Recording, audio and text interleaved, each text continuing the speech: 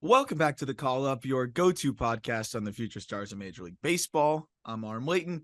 He's Jack McMullen, and you can probably tell by the slight raspiness of my voice that we had a long day yesterday. We did a live stream on the Just Baseball YouTube from Gantry Public House, which was so much fun with our friends at eBay. And hey, Jack, the draft was crazy. We knew it was going to be nuts. Anytime you have no idea who the number one pick is going to be, it just creates this domino effect of unpredictability. Any draft is, but this one felt a little bit extra. And that's exactly what we got. So I'm excited to break it all down with you. We're going to run through, every pick in the first round. Don't worry. We will cover the rest of the rounds too, and subsequent episodes to kind of break down everything else and highlight some of the, most notable picks. But Jack, this is going to be fun because we're going to try to limit ourselves to about 90 seconds per pick and get through this entire first round. We'll see how we do. But yeah, what would you, I guess in like a few words, what would you summarize yesterday's draft if somebody totally missed it and said, like, how did the draft go?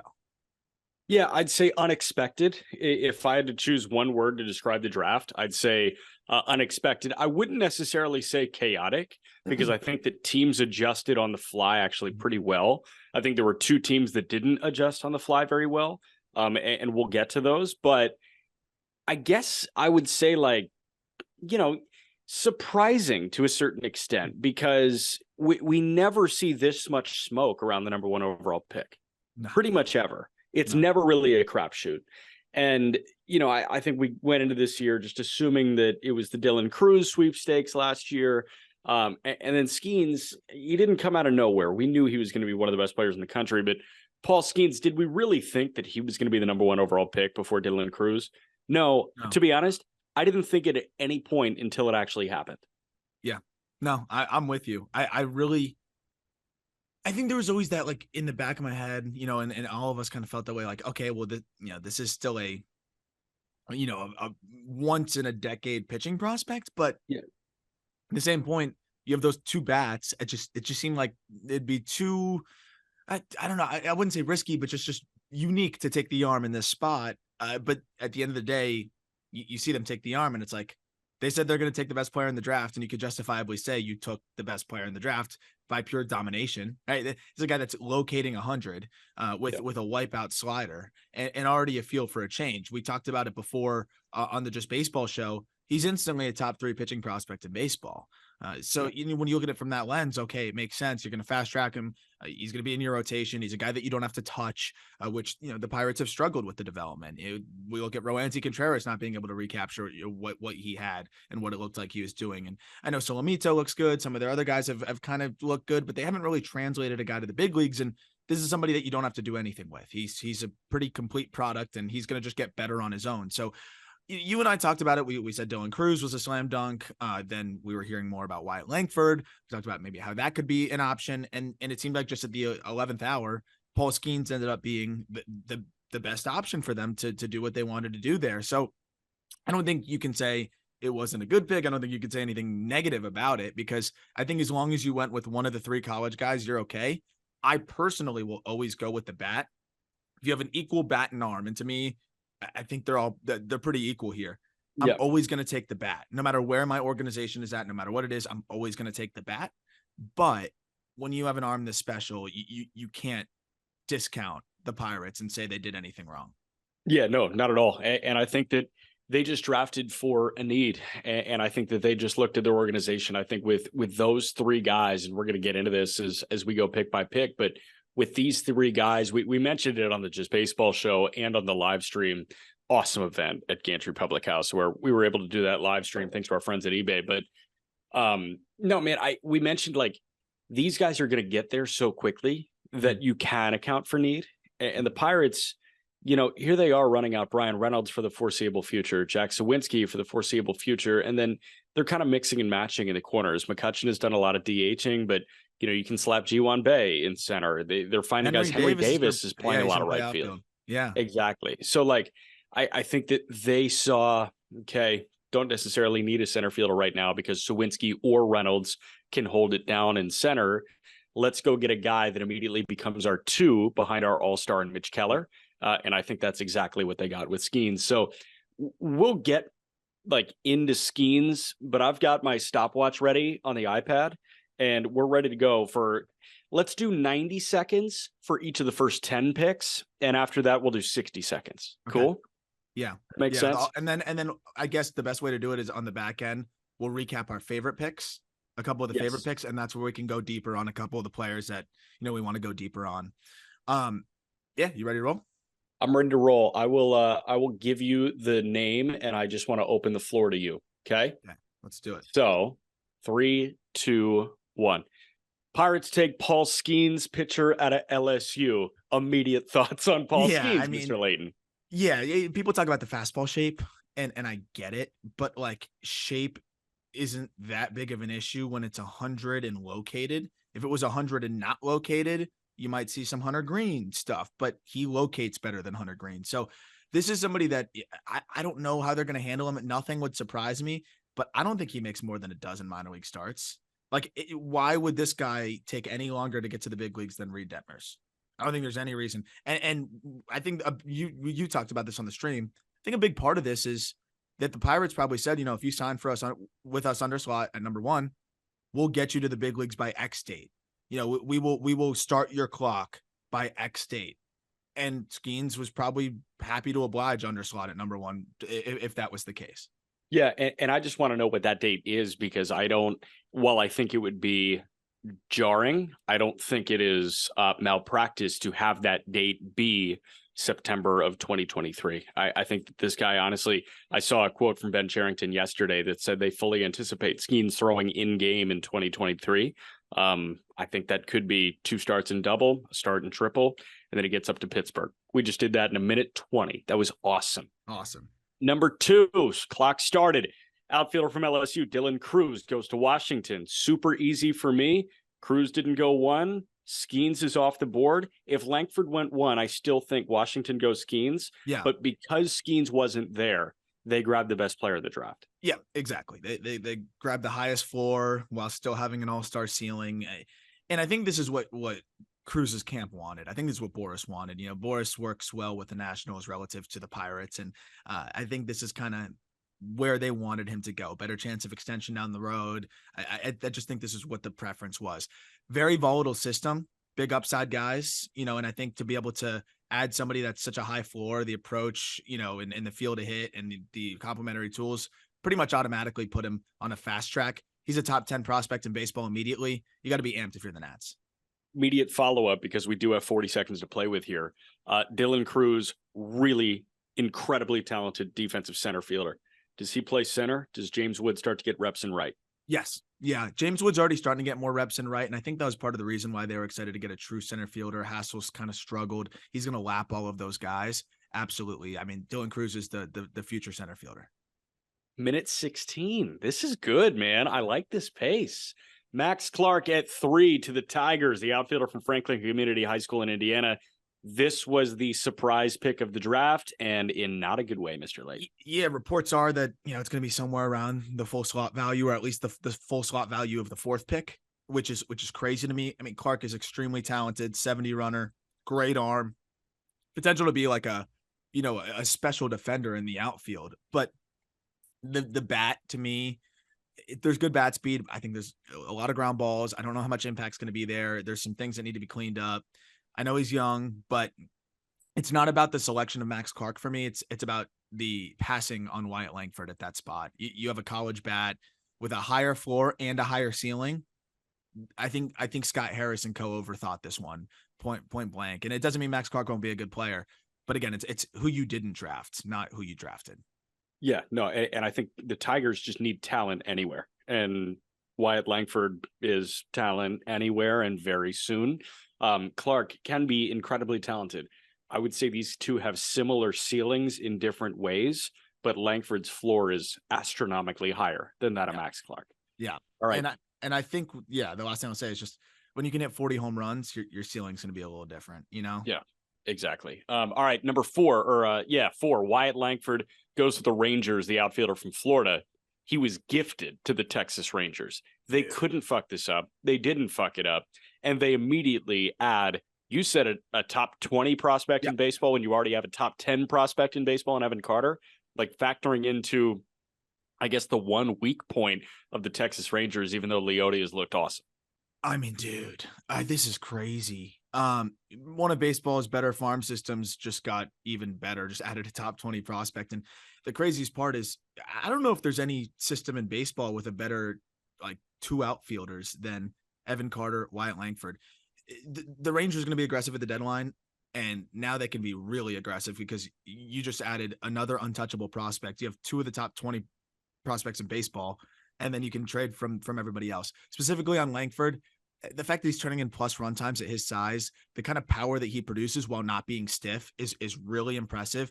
I think it's above average field to hit. There's potential for 70 power here. Like, we're talking about a guy that could have a higher ceiling than Dylan Cruz. So it's pretty insane to see him fall there. And I mean, props to the Rangers for not overthinking it and just taking the best player available by a pretty fair margin there.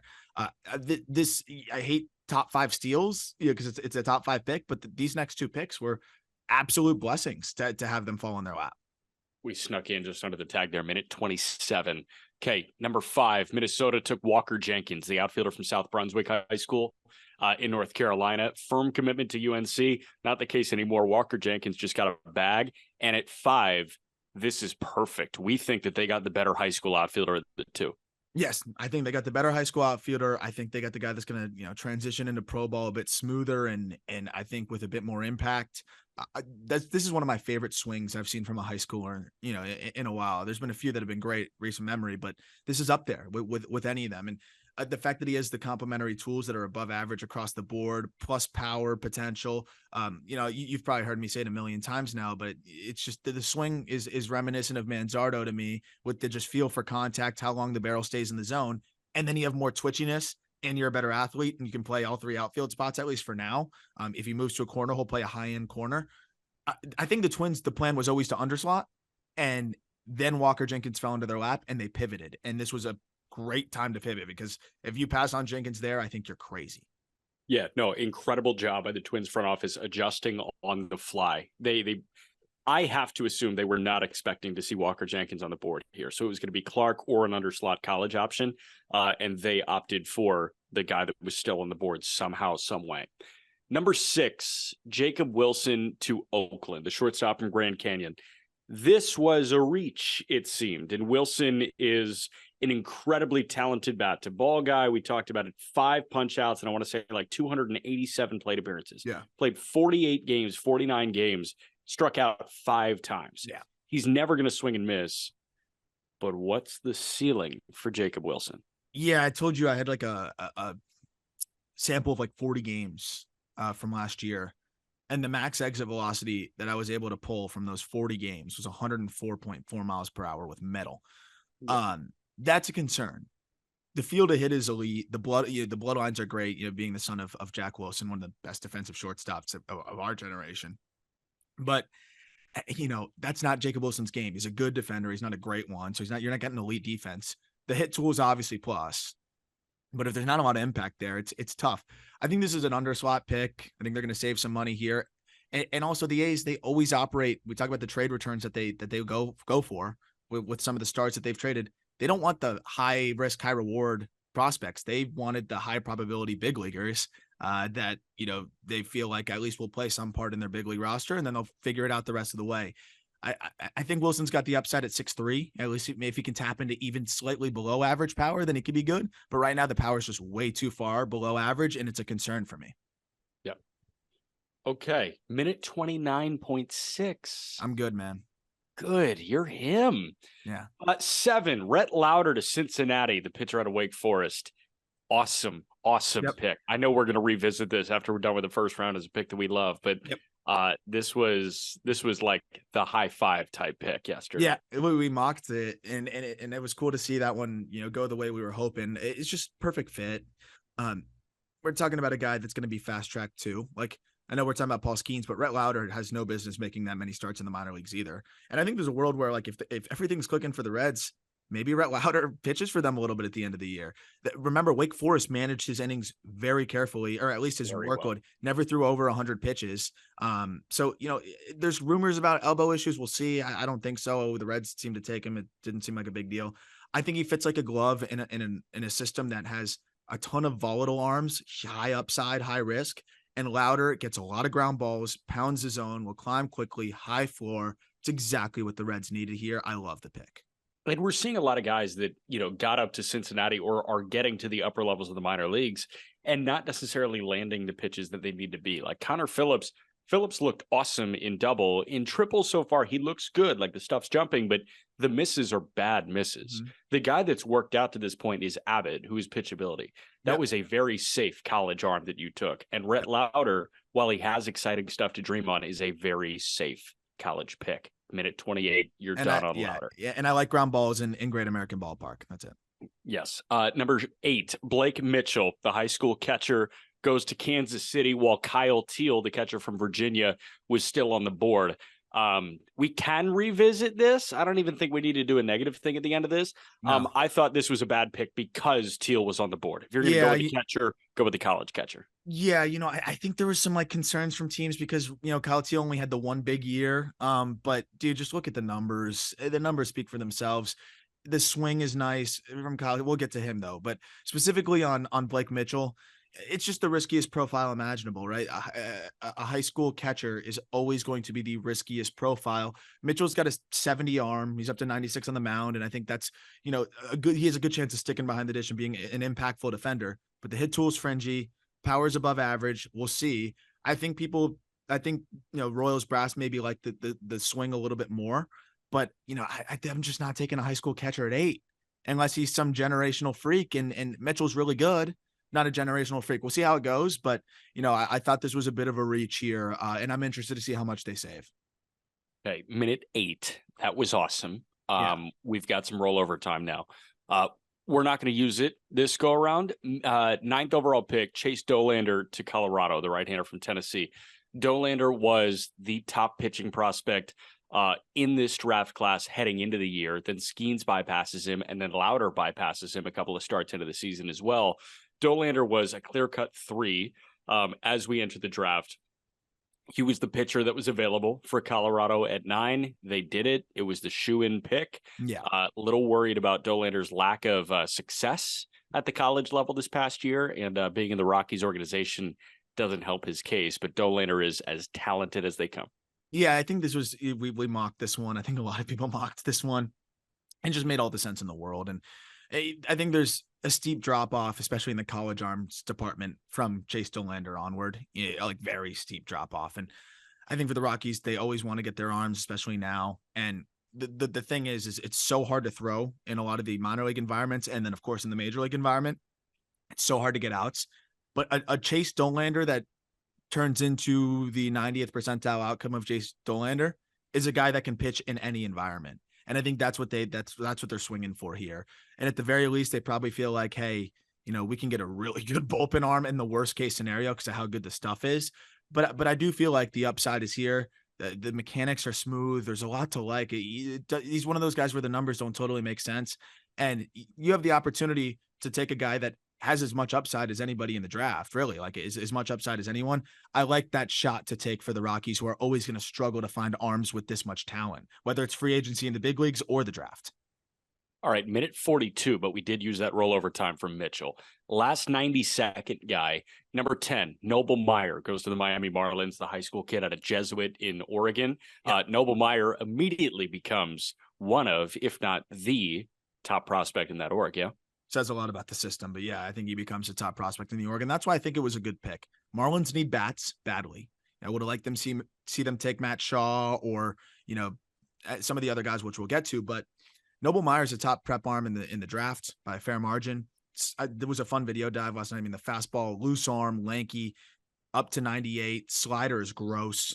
The thing is that the Marlins system has become one of the worst in Major League Baseball, solely off of drafting bats in the first round that have almost immediately not been valuable.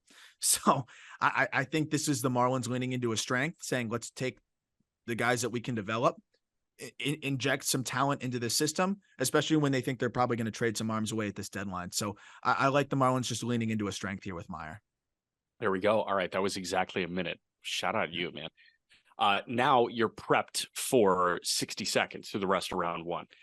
Number 11, we've got Nolan Shanwell out of Florida Atlantic going to the Angels at 11. This is a really impressive, really successful bat at the mid-major level going into this Angels system. Can you give me the walks to strikeouts if you have it in front of you? Yeah, I think it's 71-14. Yep. Yeah. So FAU competition, not the best in the world, but the approach is fantastic. The field to hit is plus. I think he's got a plus hit tool, above average power that he gets into in games. So, the power department, he looks even better. And, you could talk about the competition. Something I like to bring up is he played 6 games against the University of Florida and Miami, and he hit 7 home runs in those games. And that's when nobody wants to pitch to him and everyone is game planning for him. This is an underslot pick. And I like that by the Angels because, they use the savings to make some other solid picks that we'll get to. But I just like them taking the high floor bat that they can fast track. He'll probably be in AA this year. And they needed more bats and they needed a hit on one. They have volatile bats. This is a good one. 58 seconds, dog. Congratulations. Okay, number 12, Tommy Troy to Arizona, the Stanford shortstop. Tommy Troy, this was a great pick, and he was still here for them. And this was one that I really enjoyed off the bat. Yeah, I mean, plus hit tool, 94% zone contact. I got to watch him on the Cape. The bat speed's really impressive. There's some movement to his swing that I think if he quiets those moves a bit, he can start to get the ball in the air a bit more. I think it disrupts the timing a tad. If he gets the ball in the air a bit more in those environments that he's going to be hitting in, he's going to put up some big numbers because the bat to ball skills are good and the power is above average. He's going to play good defense at second base. He's a savvy base runner. He does all the little things really well. I like this as a fit. They've done well with the middle infield guys, and this is another one that I think is going to do really well for them. And I think he fits into a really volatile middle infield, I guess, like package of what Arizona has going incredibly well, because yes, for the Lawler and the Perdomo, honestly, and the Ahmed, like you have a Tommy Troy now who kind of negates all of that risk. Matt Shaw, 13 to Chicago, the shortstop out of Maryland. You love this bat. Yeah, I mean, this is crazy power. I was showing you some video when we were sitting together, and we saw a pull side homer at 110 at 450 or 450 at 110. This is special power. This guy's got a 40-inch vert. He's explosive. I think this is one of the more underrated bats in this class still somehow. I think he should have had more top 10 steam. He's not going to stick it short, and I think because of the fact that he was a shortstop that's not going to stick it short, he got docked a little bit. But we look how we were looking at Tommy Troy and some of these other guys. He's going to play a fine second base. He can hit 30 homers. He can be that power second baseman. And the complementary tools are pretty good. He can run a little bit. I think this was one of the nicest snags. And I think Shaw could be a really special bat. There we go. Okay, both of them right around the 55-second marker. Kyle Teal, catcher from Virginia, fell into the Red Sox lap at 14. This was an easy pick for Chaim Bloom, especially with what they have going on behind the dish in that organization. Yeah. Tell me any prospect of any intrigue that is behind the plate for the Boston Red Sox, or tell me anyone that should be considered somewhat good behind the plate for the Red Sox at the major league level. Teal immediately becomes the best catcher in that organization. Yeah, Connor Wong, Kyle Teal. This was one where I'm glad they didn't overthink it on the 1 year. Like, oh, he doesn't have the 3-year track record, whatever. Contact rates were great. Power's above average. He's a great athlete behind the dish. And he continues to get better defensively. This was a no-brainer for me. I think this is one of the best value picks in the draft. I think a lot of teams are going to regret passing on him. And I think if the Red Sox didn't take him, the White Sox would have. This is a great get for the Red Sox, and they got to be real pumped on it. Can I just say I don't hate the Jacob Gonzalez pick. I slept on it, and that's the White Sox at 15. Jacob Gonzalez, shortstop from Ole Miss. Gonzalez provides a level of safety for the White Sox that they just did not have. And you look at the position player prospects. I mean, they were in the market for talent accumulation. Colson Montgomery is a high school shortstop. He looks great. Brian Ramos, he looks good so far. Aside from that, you just need talent and you need for sure big leaguers. Jacob Gonzalez is a for sure big leaguer. Yeah, exactly. And my concern was how good of a big leaguer. That doesn't matter outside the top 10. You just want for sure big leaguers for the most part. Yeah. And that's why I just didn't want to see him in the top 10. The swing, though, the silver lining is, he bails out with the front side. The lower half's a bit inconsistent. And he tries to compensate for that by turning inward with his setup.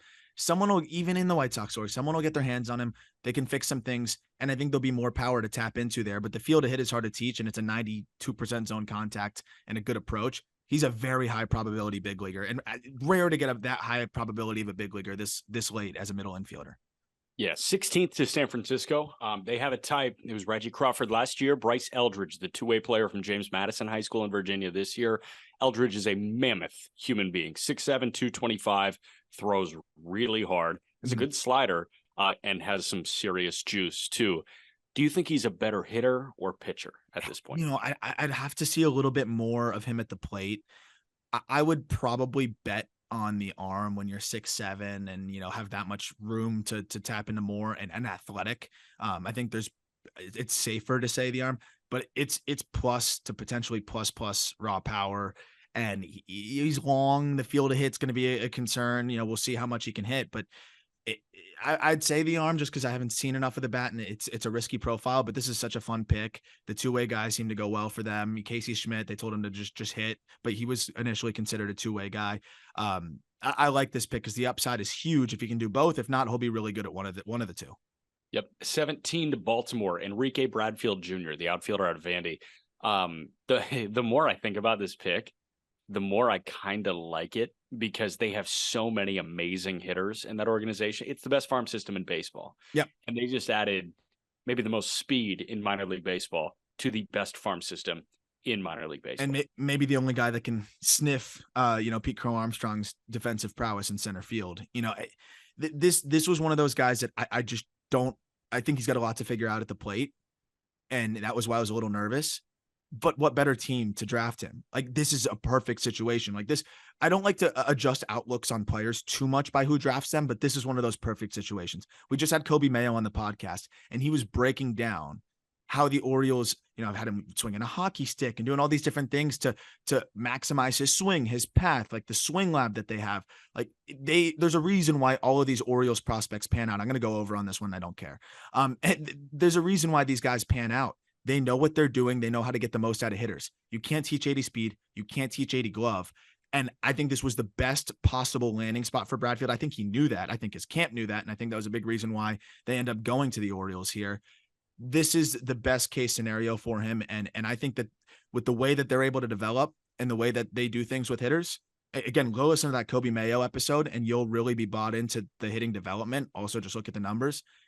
I think they're going to get more out of Bradfield offensively. And if that's the case, then this is a steal at 17. Just to test your internal clock, how much longer do you think you went over than the allotted 60 seconds? 12 seconds. 25 seconds. Oof. Whoops. Look at you, man. Okay. 18 to Milwaukee. Brock Wilken, the third baseman from Wake Forest. Yeah. The bat is really good. Is he a third baseman? No. Really? Yeah. And my concern with Wilken, look, I've heard nothing but great things about Brock Wilken, the person and the makeup. And obviously 71 home runs in your collegiate career is pretty damn special, and 30 this year. But crushes fastballs, does not hit breaking balls that well. And that's a concern for me. In zone whiff on the breaking balls, like, and changeups across the board, basically any secondary pitch was around 25%. That's a concern. That's a red flag. 25% in zone whiff in the ACC in college. Like, we'll see how that translates into pro ball. He's long, and I could see, he keeps it shorter for how big he is, but I could see, him struggling with that at the professional level. I like Wilken a lot as a hitter, but in terms of the upside, but not at 18. I thought this was an interesting pick. I'm interested to see what the money is behind it. And it was uncharacteristic. They've gone hit over power guys the last couple of years, and they went with the hit over power guy with their second pick, but they swung for the fences here. Well, no pun intended. All right. That was a minute 10. We got to tighten this shit up, man, but we're going to go over this time. 19 to Tampa, Braden Taylor from TCU. Slam dunk pick. This is cool. And I know you fell in love with that swing on your 5-hour flight and the hour taxiing on the tarmac. Yeah. That was a lot. That was a really fun video dive. The data looks good, but I think the swing looks even better. It's power to, like, it's not plus power, but it's above average power to all fields. He has long levers. He gets carry the other way, but if he turns on one pull side, he can flash plus. The field of hit's really good. The swing really does remind me of Christian Yelich in the way that he's able to just generate angles and carry and get the ball in the air. He's a savvy base runner. He's a fine defender at third. And I think it says a lot when the Rays stray from their draft model, which is usually high upside high school guys or extremely high risk college guys like a Greg Jones. That's not what Braden Taylor is. but I don't think they were expecting Braden Taylor to be there. They were mostly working out high school guys. And when Braden Taylor fell in their lap, they strayed from their typical approach. And I think that tells you how high they are on him. And I think this was one of the better value picks of the draft. We didn't go over. We were a minute exactly. That's freaking awesome. Okay, 20 to Toronto. Arjun Namala from Strawberry Crest High School in Florida. This was an awesome pick by Toronto. Yeah, I mean, Namala really saw as much helium as anybody. And, you know, when you see the power that he can tap into and the bat speed for a guy of wiry strength at 6 foot, it doesn't really make sense how hard he hits the ball, and he's only going to get stronger. I was surprised to see Namala fall here. And the craziest thing is the Jays need position player prospects bad with upside. And I think of the players remaining on the board, Namala was the highest upside prospect remaining. And you're able to get that at 20. That's exactly what the Blue Jays needed. This was the best case scenario for them, I think. Yep. Okay. 40 seconds. That was really good. Chase Davis went 21 to St. Louis, the outfielder from Arizona. Chase Davis, we had mocked as an underslot guy at 6 to Oakland. Chase Davis is a raved about power bat out of the Pac-12. This guy is a high floor bat with a chance for a lot more. Yeah, and then of course, anytime you see that swing that looks like the beloved Cargo swing, like carbon copy, it's so cool, and it works though. It's not just like an eyewash carbon copy. Like this guy can really hit the baseball. The exit velocities are strong. The feel to hit has just gotten better and better and better. The approach is really good, sub 20% chase rate. I honestly think that this was one of the more underrated bats in the draft, even at where he was selected. We had him underslotted. I thought he was one of the better college bats. The exit velocities are actually plus, and he gets the ball in the air. Like this guy walked as much as he struck out. I'm shocked that more teams weren't in on Chase Davis earlier. I thought this was a great pick by the Cardinals as well. What level do you think he starts at or ends at? How about ends at Double this year? Double. Yeah. Especially with like their ability to fast track guys and like do it in a way that doesn't hamper their development. Like I'm seeing Mason Wynn borderline thrive in AAA as a 21-year-old. I love it. No, fascinating. Colt Emerson went to Seattle, shortstop, high school guy. Colt Emerson, I don't know much about at all. What do you think of this pick? Yeah, you know, he kind of fits the mold of what the Mariners have been trying to do. It's these like hit over power high school guys. And you know what? It works. I love Cole Young. I like some of the guys that they've been able to pick up. They've been tied to Emerson for a while. He's one of the youngest guys in the draft at 17 years old. I think he turns 18 in 10 days. And so it kind of fits a lot of the draft models, being still 17 on draft day and the hit over power. It's going to stick it short. I like this pick. They had a lot of money to work with. Go with the safer high school guy, and then they went with a little bit of the higher upside high school guys with the other 2 first-round picks. Okay, Ralphie Velasquez, 23 to Cleveland. Velasquez, the catcher / first baseman from Huntington Beach High School in California. I've done a teensy bit of the dive on Ralphie Velasquez because my girlfriend, one of her best friends at med school, is actually Ralphie's like cousin, and not like a distant cousin, like a legit cousin. So I've heard excellent things about the makeup.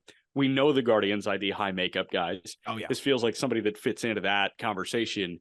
And the bat is awesome. He's got a bit more juice than most in the Guardians' big league roster and in their organization.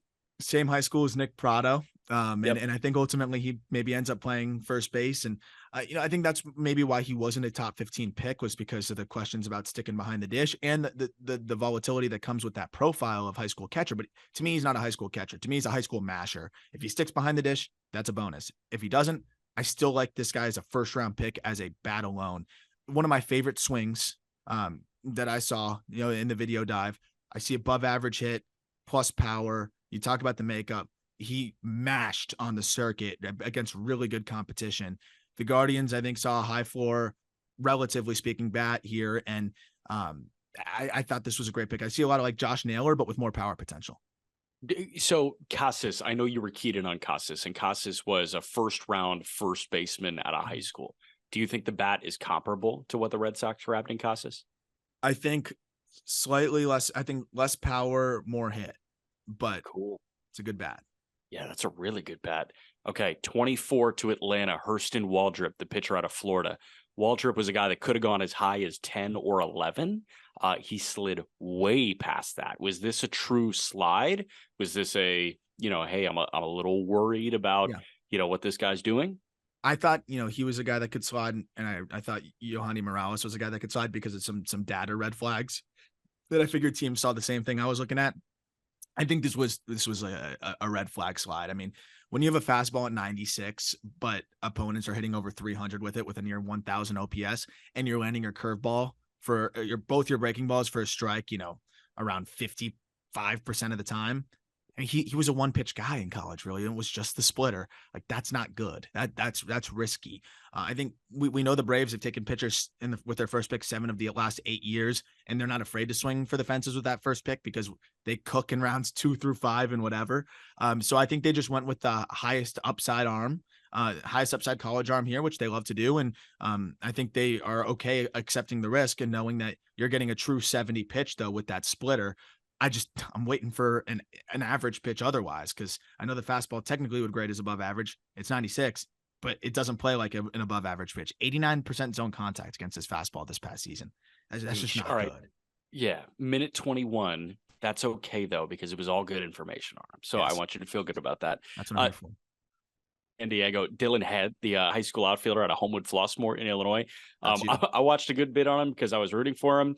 Really freaky athlete. Like, I see a lot of people have 80 grade run tool on him. I don't have run times in front of me, but it looks like an 80 grade runner. He's got game changing speed, and we know about the Padres' ability to draft well and develop the high school guys that they draft really well. So if the bat can catch up to the freak tools, I think Dylan Head can be a legit awesome center fielder.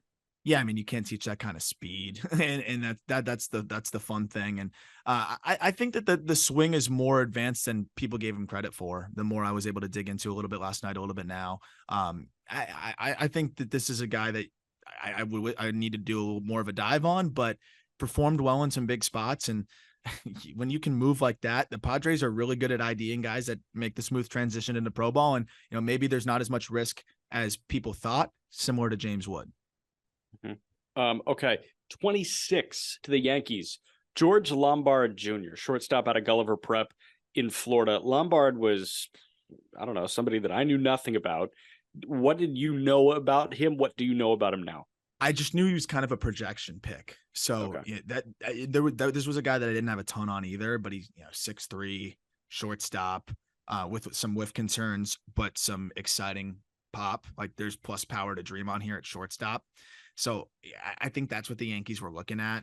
A kid that plays in Miami and showed out, in tough competition and continue to do well. But there's some whiff concern. The glove is going to be good. He's got a good arm. So it's one of those picks that I think they also like the bloodlines. His dad was a 16-year pro, but I didn't have him going in the top 30. That said, he was another one of those guys that I think really impressed in workouts and kind of upped his draft stock a little bit. But I think a big part of why the Yankees liked him is probability of sticking it short and power upside. Got it. Okay, 2 more picks to end the first round. Phillies took Aiden Miller, shortstop, high school kid. This was a guy, it's probably going to be an overslot number, understandably so. Aiden Miller is incredibly talented, and I think they're going to keep him away from Arkansas, if I'm not mistaken. Yes, Arkansas. I thought once he slipped out of the top 20 that we weren't going to see him get drafted because he's one of the older high school guys. I think that's why he slipped. All the draft models hate 19-year-olds, and he would have been a draft eligible sophomore. But props to the Phillies for saying, hey, we'll try to meet this price and make it work, because this is one of the best power bats in the high school class.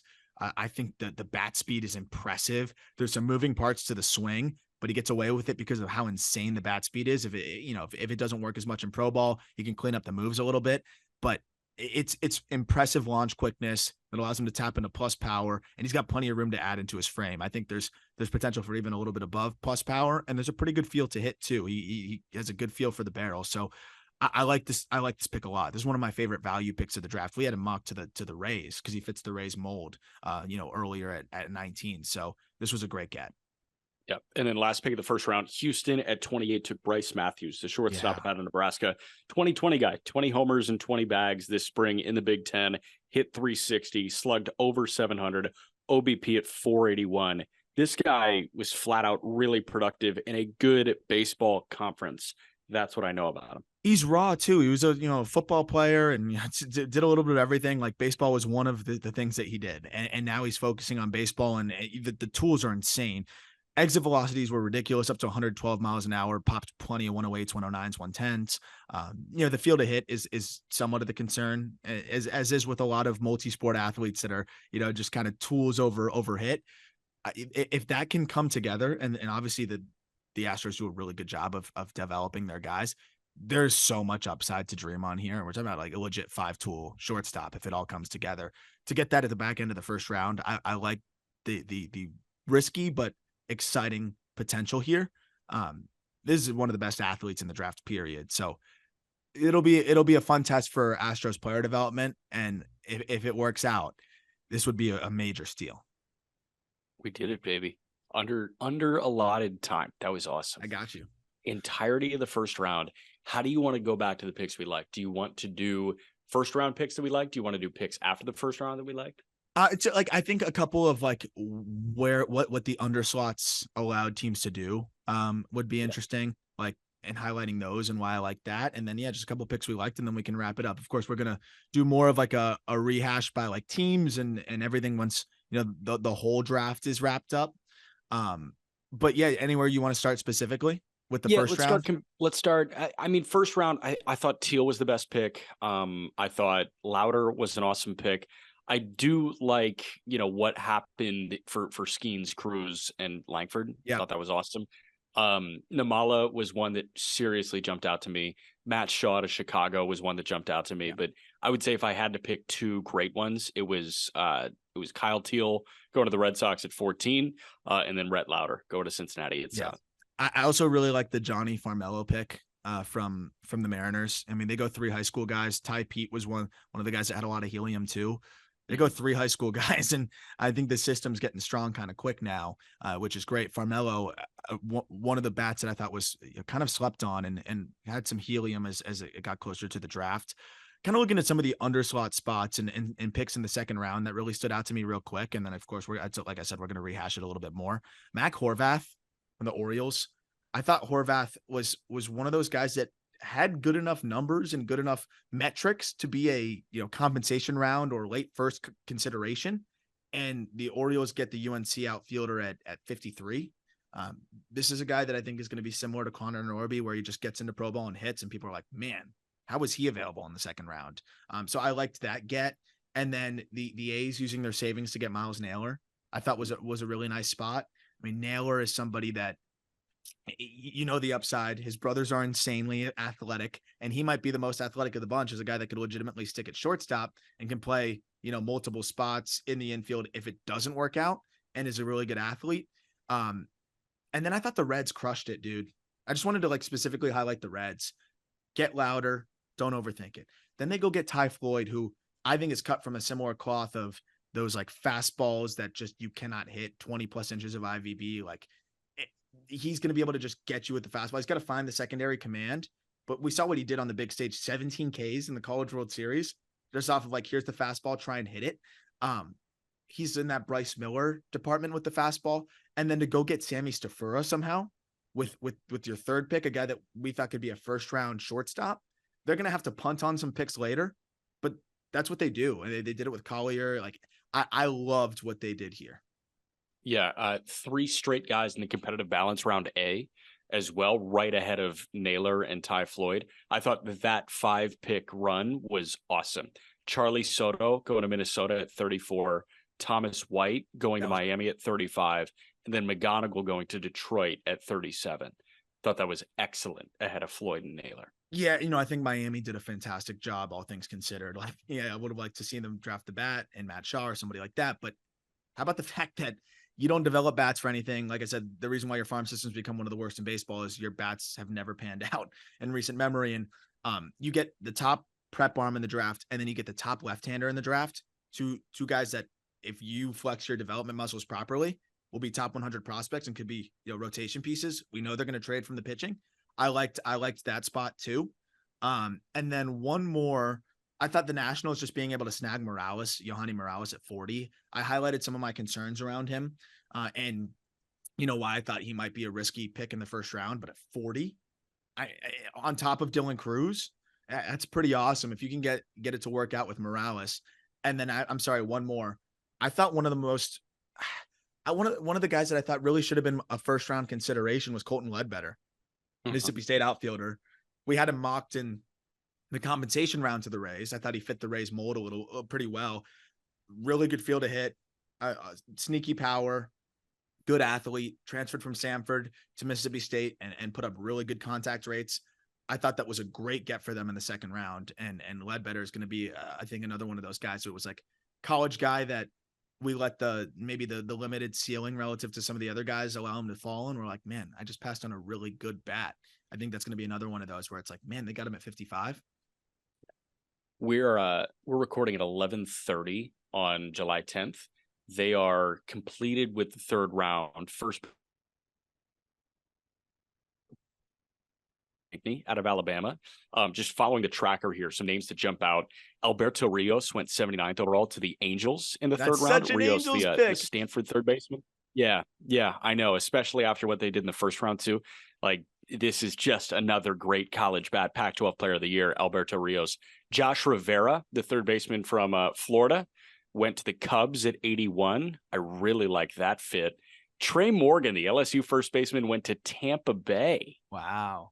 And then Sabine Ceballos from Oregon went 94 to Atlanta. Ceballos is a college guy that was mighty productive in the Pac-12. He could be a guy that helps a very thin Braves farm system as well.